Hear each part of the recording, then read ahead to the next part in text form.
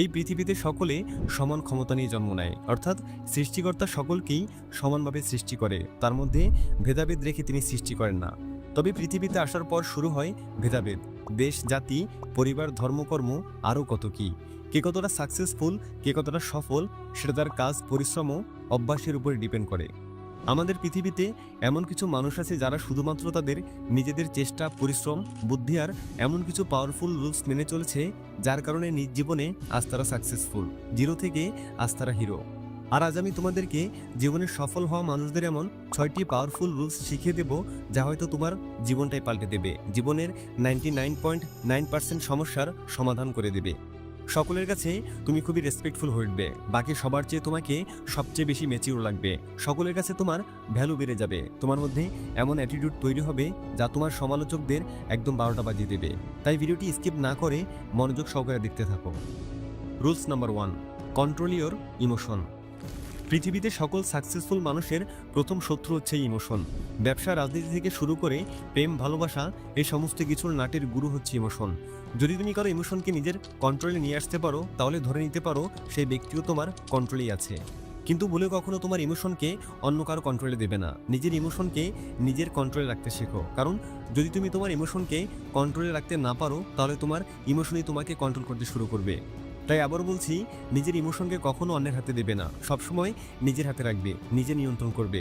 আর সেটি করতে না পারলে মানুষ তোমাকে পুতুলের মতো নাচাবে। কিন্তু যখন তুমি নিজের ইমোশনকে কন্ট্রোলে নিয়ে আসবে, তখন কারো সুখ, দুঃখ, অভিমান কিংবা অনুযোগের কথা চিন্তা করে তোমাকে দ্বিধাদ্বন্দ্বে ভুগতে হবে না। তখন তুমি সবকিছু আবেগ দিয়ে নয়, বিবেক দিয়ে চিন্তা করবে। তোমার ঠিক কী করা উচিত, কতটুকু করা উচিত, কার জন্য করা উচিত, সেটা তুমি খুব সহজেই বুঝে যাবে। কে কী ভাবলো না ভাবলো সেটা নিয়ে না ভেবে তুমি নিজেকে নিয়ে ভাবতে শুরু করবে, যা তোমাকে সাফল্য এনে দেবে। তাই তুমি কি চাও যে তোমার ইমোশন তোমার সাফল্য এনে দিক অথবা সর্বনাশ ডেকে আনুক? যদি তুমি সাফল্যে চেয়ে থাকো, তাহলে আজ থেকেই ইমোশনকে কন্ট্রোল করতে শুরু করো। রুলস নাম্বার 2, ট্রাস্ট বা বিশ্বাসের একটা লিমিট রাখা। দেখো, বিশ্বাস করা কিন্তু অন্যায় কিছু না, তবে তুমি যদি কাউকে অন্ধের মতো বিশ্বাস করো, তাহলে কিন্তু সেটা অন্যায় না, মহাপাপ। ধরো তুমি কাউকে অন্ধের মতো বিশ্বাস করো, নিজের থেকেও বেশি বিশ্বাস করো, তো কেই বা বলতে পারে যে তার শুধুমাত্র একটি মিথ্যাকে বিশ্বাস করার কারণে তুমি এক বিরাট ফাঁদে পড়ে যাবে না, বা বিরাট এক চক্রের সম্মুখীন হবে না? একবার পুরনো ইতিহাসগুলোকেই মনে করে দেখো তো, এই বাংলা কেন ইংরেজদের কাছে পরাধীন হয়েছিল? কেনই বা শেষ নবাব সিরাজউদ্দৌলার পতন হয়েছিল? এই সব কিছুর মূলে রয়েছে বিশ্বাস। নবাবের সাথে বিশ্বাসঘাতকতা কে বা কারা করেছিল? তার কাছে লোকেরাই। কাউকে অতিরিক্ত মাত্রায় বিশ্বাস করলে তোমার মধ্যে কোনো গোপনীয়তাই থাকবে না, তোমার পরিকল্পনার গোপন সূত্রগুলো অন্যরা জেনে যাবে। এক কথায়, তোমার প্রাণভোমরা তাদের হাতে থাকবে, সে তোমার আত্মীয় হোক, বন্ধু, ব্যবসায়িক পার্টনার কিংবা সহপাঠী। তাই কাউকে বিশ্বাস করার আগে দুইবার ভেবে দেখো যে আসলে কি তারা সেই বিশ্বাসের যোগ্য। বিশ্বাসের একটা লিমিট রাখো, ভুলেও কখনো কাউকে অন্ধবিশ্বাস করবে না, কারণ এই অন্ধবিশ্বাসই তোমাকে শেষ করে দেবে। তাই নিজেকে বিশ্বাস করতে শেখো, আত্মবিশ্বাসী হতে শেখো, কারণ আত্মবিশ্বাসী সবচেয়ে বড় শক্তিশালী জিনিস। আত্মবিশ্বাসের চেয়ে আর বড় কিছু নেই। আত্মবিশ্বাসের জোরেই সভ্যতা এতটা উন্নত, লুজাররা সাকসেস, জিরোরাজ হিরো। রুলস নাম্বার 3, জেদি হতে শেখো। জীবনে যদি তুমি প্রতিষ্ঠিত হতে চাও, তাহলে তোমাকে জেদি হতে হবে। সূর্যের আশেপাশে যেমন কেউ ঘেঁষতে পারে না, তোমার জেদও ঠিক তেমনটাই হওয়া চাই, যেন কেউ সেটিকে ছুঁয়ে দেখার চেষ্টা না করে, সেটিকে ঠান্ডা করার কথা যেন কেউ কল্পনাতে না আনে। জীবনে যদি কিছু হতে চাও, কিছু করতে চাও, কিছু পেতে চাও, তাহলে সবার আগে তোমার চাই জেদ। যেটা চাই সেটা তো চাই, আমার লাগবে মানে আমার এটাই লাগবে, আমাকে হতে হবে মানে আমাকে এটা হতেই হবে। এমন জেদ যদি তোমার না থাকে, তাহলে আজকের পৃথিবীতে তুমি কিছুই না। আজকের দুনিয়ায় তোমাকে দমিয়ে দেওয়ার মতো অনেকেই আছে, তোমাকে শান্ত রাখার মতো অনেকেই আছে, তোমার ইচ্ছা শক্তিকে নষ্ট করার মতো অনেকেই আছে, কিন্তু নেই তোমাকে শক্তিশালী করার মতো একটি মানুষও, নেই তোমাকে আত্মবিশ্বাসী হওয়া শেখানোর মতো কেউ, তোমার শিরায় শিরায় আগুন জ্বালানোর মতো আর কেউই নেই। তাই আজই নিজের মধ্যে এমন এক জেদ তৈরি করো যে আমি আমার লক্ষ্যে পৌঁছানোর আগ পর্যন্ত থেমে যাব না। আর যে বা যারা আমার সামনে বাধা হয়ে দাঁড়াবে, আমি তাদের ধ্বংস করে ফেলবো, আমি তাদের তছনছ করে ফেলবো। আমার সামনে বাধা হয়ে থাকা পাহাড়কেও আমি গুড়িয়ে ফেলবো, মহাকাশে উঠতে থাকা সব বাধা বিপত্তিকে আমি টেনে হেঁচড়ে মাটিতে নামিয়ে আনবো। রুলস নাম্বার 4, আত্মনির্ভরশীল হও এবং অন্যের উপরে ভরসা করা ছাড়ো। ধরো তোমার খুব কাছের কেউ আছে যাদের উপরে তুমি নির্ভরশীল, যারা তোমাকে ভালোবেসে তোমার গুরুত্বপূর্ণ কাজগুলো করে দেয়, তাদের উপর তুমি এখন পুরোপুরি নির্ভরশীল, তাদের ছাড়া যেন তোমার চলেই না। আর যাদের উপর তুমি নির্ভরশীল, যাদের ভরসায় তুমি আছো, তারা যখন সেটি জেনে যাবে, আসল খেলা তো তখনই শুরু হবে। তাদের মনে হতে থাকবে তাদের ছাড়া তুমি অচল, তাদের ছাড়া তুমি কিছুই না, রক্তে মাংসে গড়া এক অক্ষম পদার্থ মাত্র যার অস্তিত্ব তাদের কারণেই টিকে আছে।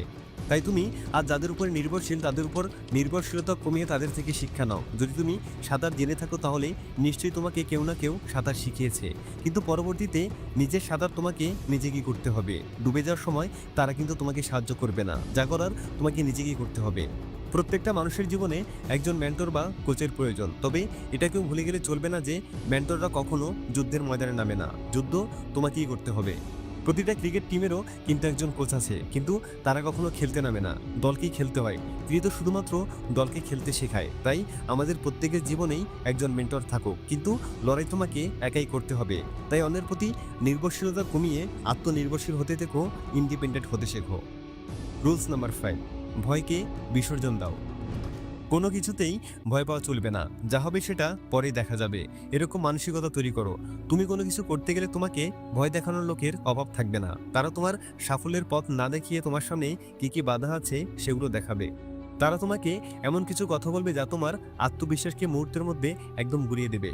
তুমি হতাশাগ্রস্ত হয়ে পড়বে, দ্বিধাদ্বন্দ্বে ভুগতে থাকবে যে আসলে কি আমার দ্বারা হবে, আমি পারবো তো।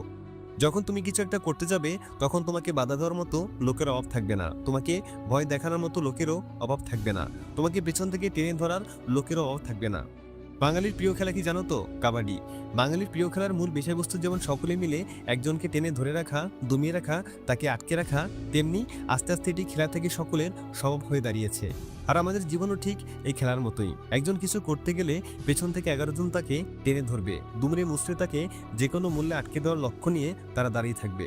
তাই তোমাকে ওসব টেনে ধরে রাখার ভয়কে দূরে সরিয়ে নিজের মধ্যে হিংস্রতা আনতে হবে। তোমাকে ক্ষিপ্র হতে হবে, যেন তোমাকে পেছন থেকে শুধু টেনে ধরা না, নাম ধরে ডাকতেও তারা 2 বার নয় 200 বার ভাবে। রুলস নাম্বার 6, প্রতিদিন নতুন কিছু না কিছু শেখা। কথায় বলে more learn more earn, knowledge is the main power of human. একটু লক্ষ্য করলে দেখবে যারা সফল ব্যক্তি তারা কখনো পূর্বের শিক্ষাকে বারবার চিবাতে থাকে না, তারা নতুন কিছু শিখতে আগ্রহী। রোজ নতুন কিছু জানা, নতুন কিছু শেখা তাদের কাছে সবচেয়ে জরুরি।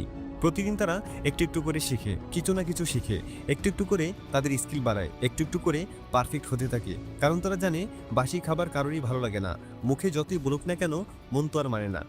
তাই যে বিষয়ে তোমার আগ্রহ আছে সেই বিষয়ে তোমার এতটা জ্ঞান রাখতে হবে যেন কেউ কখনো তোমাকে সেই বিষয়ে জ্ঞান দিতে না আসে।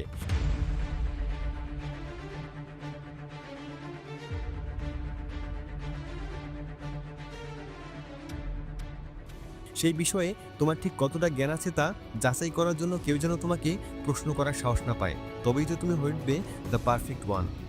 ভালো লাগলে ভিডিওটি একটি লাইক করে বন্ধুদের মাঝে শেয়ার করে দিও, সাথে সাবস্ক্রাইব করে নগর বায়োস্কোপের সাথেই থেকো। Thanks for watching.